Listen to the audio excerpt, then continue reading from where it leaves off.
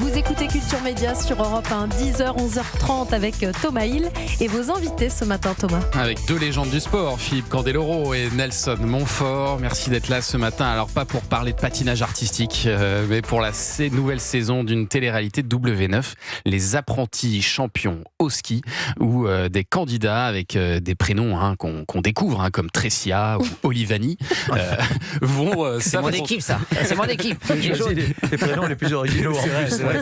J'ai eu du mal à m'en souvenir, Olivani, parce que c'est vraiment pas commun. C'est original. C'est original. Et donc ils vont s'affronter dans des épreuves de sport d'hiver. Et alors vous avez deux rôles très différents l'un de l'autre. Vous voulez nous expliquer, Philippe, d'abord peut-être ? C'est pas comme d'habitude, en fait. Ouais. Je suis pas à côté de Nelson pour commenter les épreuves sportives des candidats. Moi, je suis coach. Et en face de moi, il y a Surya Bonali, qui est l'équipe des rouges. Moi, j'étais l'équipe des jaunes. Ouais. Et donc, on avait chacun 8 candidats. Et donc, il a fallu les coacher. Alors, c'est les apprentis au ski, mais en fait, il faudrait dire neige et glace, parce qu'il y a du ski, mais il y a aussi du patinage. Oui, alors, c'est pas du patinage artistique avec des prouesses techniques très exigeantes, parce qu'il y avait très peu. Artistique et peut-être en trop. Déjà, le patinage, justement, je dirais que l'artistique était plus respecté que la technique. Parce qu'on avait très peu de séances de coaching pour les coacher. Mais je dois dire, moi, je me suis bien amusé dans cette émission. Ouais.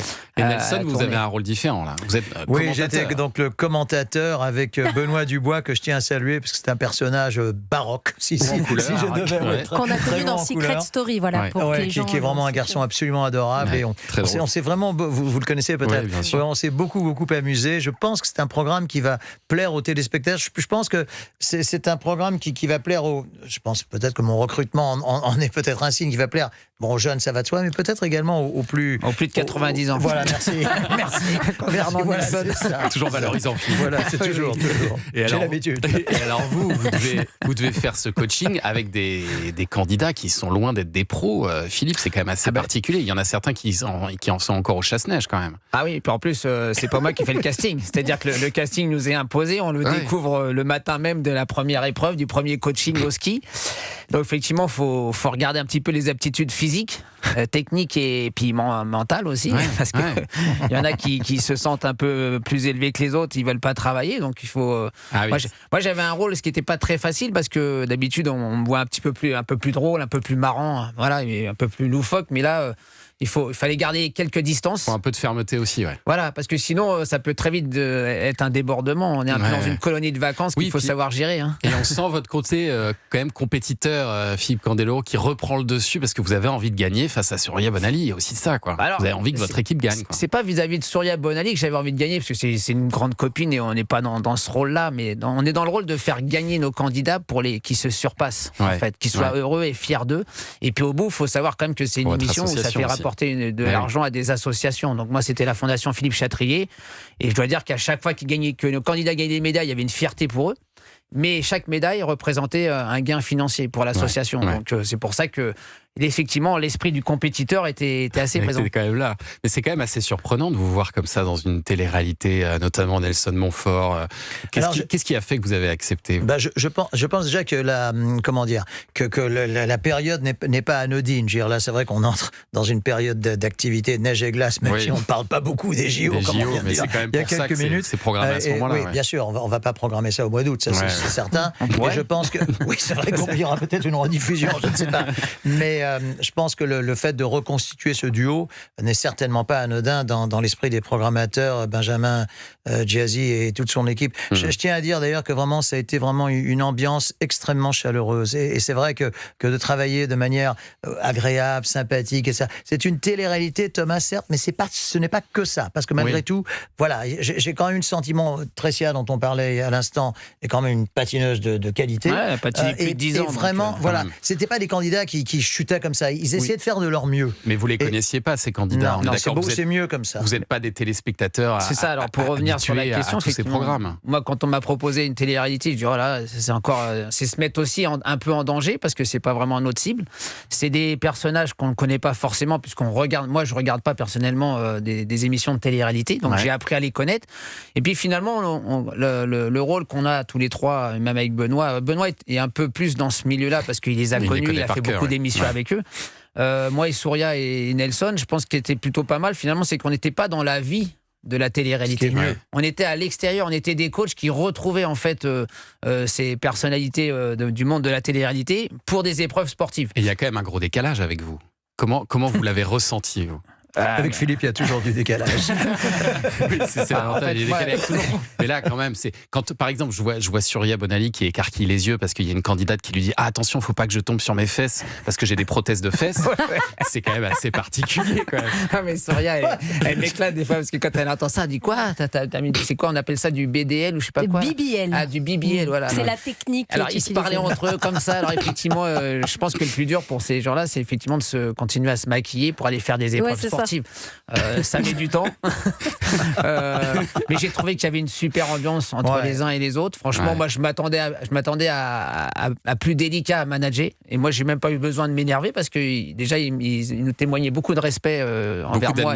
Beaucoup d'admiration envers moi et Surya. Donc, finalement, non, c'était bon enfant et franchement. Vous avez quand même accroché avec eux, quoi. Oui, et puis il faut dire que c'était quand même une sacrée prod. Hein. C'est plus de 60 personnes sur le tournage. C'est un tournage de professionnels. Hein. Et puis ça donne bien, je trouve. On a vu que le premier épisode, nous, à ce stade-là. Hein. C'est ça, je pense que ça donne envie. C'est ce que j'ai il y a quelques instants. C'est une émission qui est chaleureuse, qui est gaie, qui est sympa à suivre, quoi, qui est vraiment très sympa à suivre, que ce soit dans la production et surtout, nous l'espérons évidemment, par le nombre de téléspectateurs. Et si vous autorisez ça, Nelson, aussi, c'est parce qu'aujourd'hui, vous êtes beaucoup plus libre vis-à-vis de France Télévisions. C'est un joli mot de la langue française que vous nous prononcez, Thomas. C'est même le plus joli mot de la langue française, celui de liberté, effectivement. J'ai la liberté de... Déjà, j'ai la liberté de choisir de travailler, si on peut appeler ça du travail. En tout cas, oui, c'est du travail, malgré tout, mais avec les gens que j'aime. Ça, c'est très important. Et en Philippe, on est évidemment l'incarnation. Et c'est vrai que j'ai l'impression de poursuivre une jolie aventure.